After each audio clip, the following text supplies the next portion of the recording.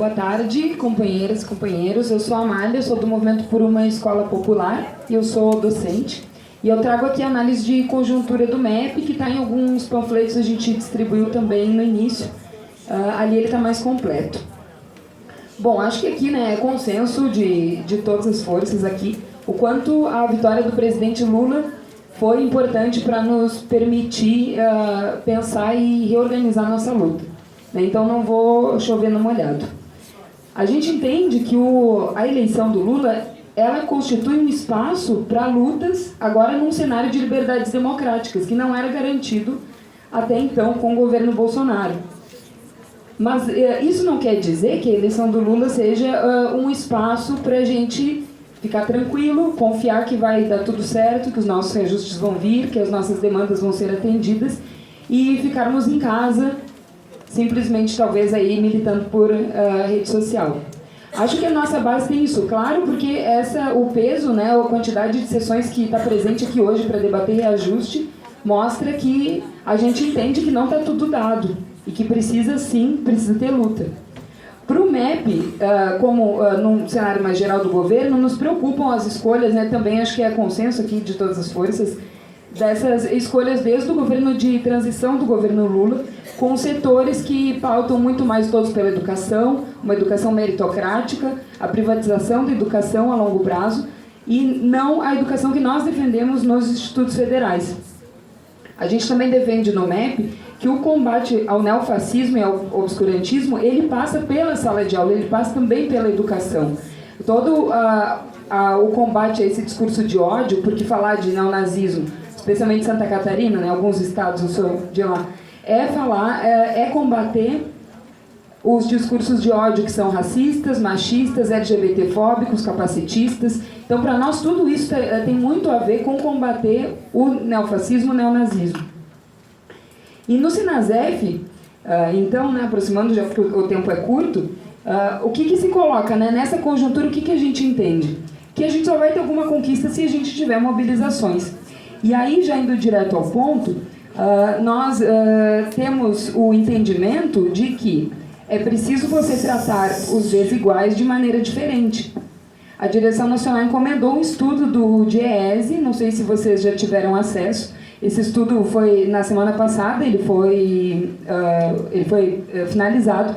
E nesse estudo é bastante estarrecedor perceber que de 2010 a 2023 os TAIs tiveram uma perda de 62%. Enquanto que a média de docentes é de 20, 30, depende, porque o estudo são 9 páginas e está bem discriminado. Então, é um documento que é fundamental aqui as delegadas e delegados observadores estarem muito cientes, levarem para suas bases, porque só a partir do máximo de informação é que a categoria vai poder olhar a situação e ver o que está defendendo. E aí, a gente defende, portanto, que a categoria tenha acesso a tudo isso antes de decidir e de acatar simplesmente os 27% para todos, que é a defesa que vem, então, no sentido do FONASEF. 27% para um TAI que tem uma perda de 64%, eu não acredito que alguém aqui vai achar que é justo. Professores, no topo da carreira, a perda é de 19%. E no momento que a gente pauta um reajuste linear de 27% para todos, a gente está colocando todas as diferenças no mesmo balaio. Então, porque o que é o FONASEF? Como que o FONASEF se constitui? Qual que é o papel do Sinasef dentro do FONASEF? Qual é a possibilidade de intervenção em um fórum que é espaço de consenso? Ou seja, que se uma proposta não tem consenso, ela não passa. Então, acho que isso a gente vai debatendo aqui nas falas. Mas é fundamental que a gente perceba isso. Não sei quantos aqui dos colegas docentes sabiam que a perda dos TAIs é nesse nível.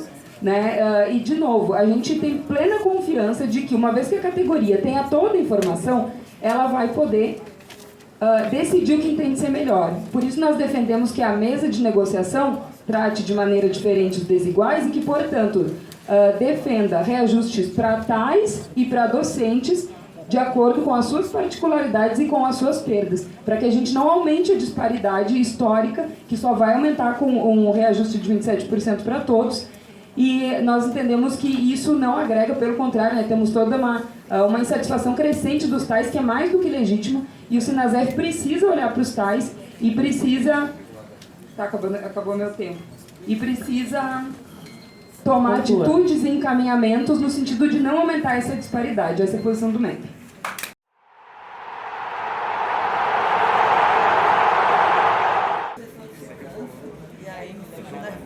Então, a gente falou muito, né, na eleição do Lula que a esperança tinha vencido o medo. E esperamos, né, que essa seja a nossa tônica daqui para frente, enquanto sindicato de luta, que esteja claro que defender a carreira não é a mesma coisa que alimentar o fascismo, são coisas diferentes. E aí, nesse sentido, é importante a gente, o que tem se colocado aqui pelas falas, parece que é isso, que a mesa da carreira tem que pautar esse reajuste do Diese a partir de agora, não só a partir de 2024. E que, se o governo disser que não tem como, que ele diga que não tem como, mas a gente vai lá e a gente leva a nossa pauta, a gente leva a nossa urgência. E o governo que responda fazendo o papel dele. Além disso, mobilizar a base não é defender a greve ou defender uma ideia de que agora a gente vai ser oposição ao governo Lula. Isso apareceu aqui, eu não ouvi ninguém dizendo que tinha que fazer greve, porque me parece que mesmo os mais jovens da categoria entendem que a mesa de negociação precede qualquer greve, qualquer tipo de discurso. Então não entendi as falas aqui nesse sentido, sendo que nunca foi colocado em nenhum momento. Além disso, o que a gente precisa fazer a partir de agora com esse calendário de lutas? A gente precisa fornecer para a base toda a informação possível, disponível. A análise do Diese tem que estar amplamente difundida na base, porque a base tem toda a condição de analisar, de estudar, de pensar por si, de fazer esse diálogo, para se configurar mesmo como protagonista da luta. Porque qual é o papel da direção do Sinasef? É atender a base, e não o contrário. Só que para isso a gente precisa de informação, a gente precisa entender muita coisa, toda a nossa categoria precisa aprender, a gente sempre tem muito que aprender. Nem todo mundo é da matemática, a gente vai ter que sentar, vai ter que estudar. E a gente precisa fazer isso, a gente precisa de tempo para fazer isso. Tenho certeza que na próxima plena nós vamos vir, né, sejam quais delegados e observadores que vierem, já com uma discussão muito mais qualificada, que eu acho que a de hoje a gente já avançou bastante. E a gente precisa estar muito unido nesse momento, e unido em defesa da categoria. E nós do Movimento por uma Escola Popular, a gente entende, alguém falou aqui mais cedo, né, da importância da divergência para a gente crescer. Sem divergência, a gente não tem diálogo, não tem democracia, não tem nada. Então, é fundamental a gente ter diferentes pontos de vista, a gente levantar questões que não foram levantadas, que nenhum assunto seja tratado como intocável ou tabu, que a gente não tenha esse tipo de pudores, de receios aqui, porque só assim é que a gente vai conseguir avançar enquanto classe e avançar a nossa consciência coletivamente, porque sozinho a gente não sabe, a gente está aqui sabe que não chega a lugar nenhum.